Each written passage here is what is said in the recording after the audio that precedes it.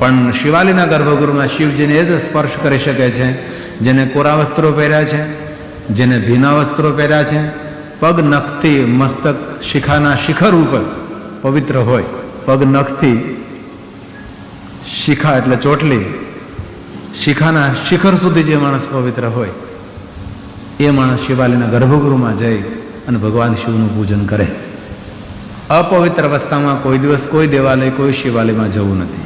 અને બહુ હૃદયથી કહું છું, જે ભગવાન શિવજીની પૂજા કરવાથી ફળ મળે છે એ જ મહાદેવનું દર્શન કરવા માત્રથી ફળ પ્રાપ્ત થાય છે. તેથી એક જ સરખું ફળ મળે છે. તેથી પવિત્ર હોય તો જરૂર આપણે દેવતાઓને સ્પર્શ કરીએ. અપવિત્ર અવસ્થામાં કોઈ પણ દેવ મૂર્તિ ભગવાનને સ્પર્શ ન કરાય. તેથી દરેક માણસને ભગવાનની પૂજા કરવાનો અધિકાર છે. એવું પુરુષ કે સ્ત્રીનો કોઈ ભેદ નથી. કિમ બહુન કે મનુષ્ય, ભગવાને એમ કહ્યું કે દરેકને હું અધિકાર આપું છું, તો પછી નારીને મારી પૂજાનો અધિકાર શા માટે ન આપું? એ પ્રશ્નાર્થ